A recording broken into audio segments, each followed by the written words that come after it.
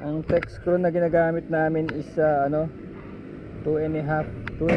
size kasi kung ang text screw mo pala, kaya pala ang hirap maghanap ng mga 4 inches, 5 inches. Kasi kung sobrang sobrang haba, kasi ito self boring to, wala na tong drill bit. Kaya ang mangyari kung mataas, mahirap siyang magwiwigil-wigil siya kung sobrang taas nung text screw.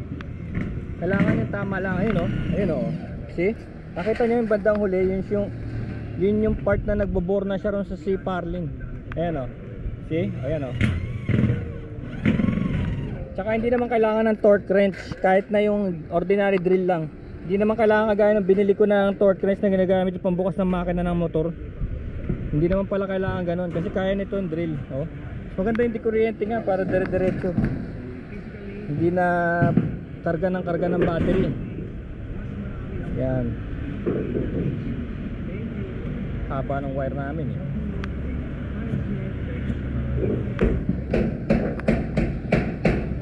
Tutuwa yung pamilya ko dahil for years and years may mga tagas yung dating bubong. Yung mga dating bubong na yon, may mga tulo kaya every time na bumabagyo may tulo.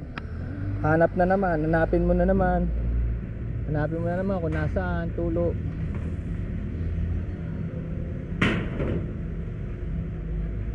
At least ito sigurado kang bago, wala sa in-betweener. Kung meron man tutulo dito sa mga text screw, makikita mo lang na kung saan ka maglalagay ng mga Vulcasil o Elastosil.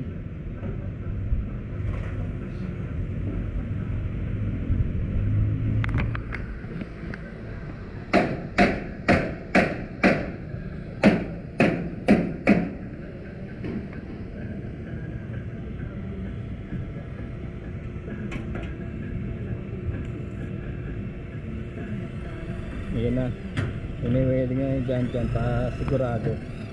Mas maganda yung welding kaysa ron sa mga bolt lang. Tsaka mas madali. Ginagawa lang spot, matibay na yan. Spot lang.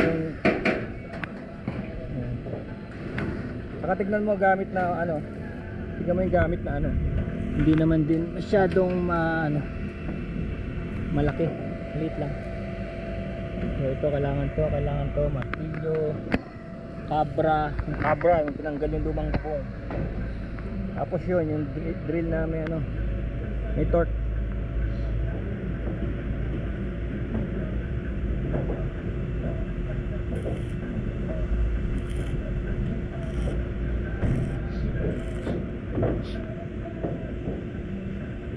Yung nyug na yun buko lang din dati yun, pero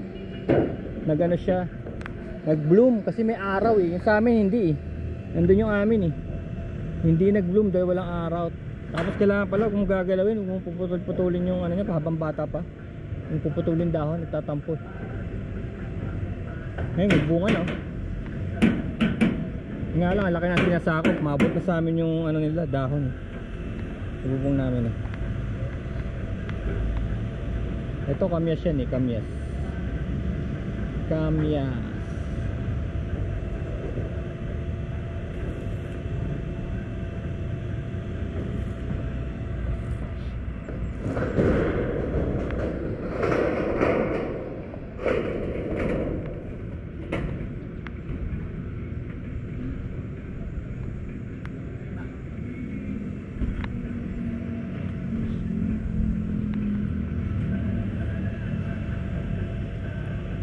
Yan yata yung last piece nandun.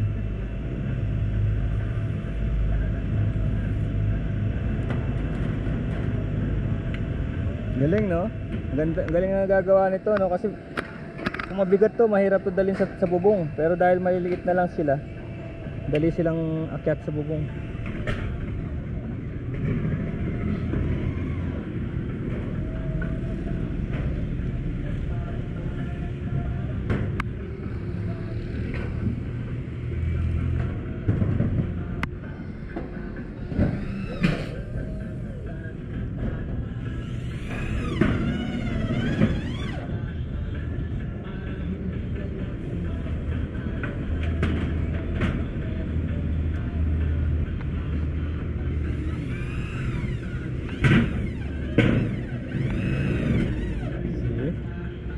Sanay na sanay. Yan, dahil dito sa mga guide na to eh. Oh.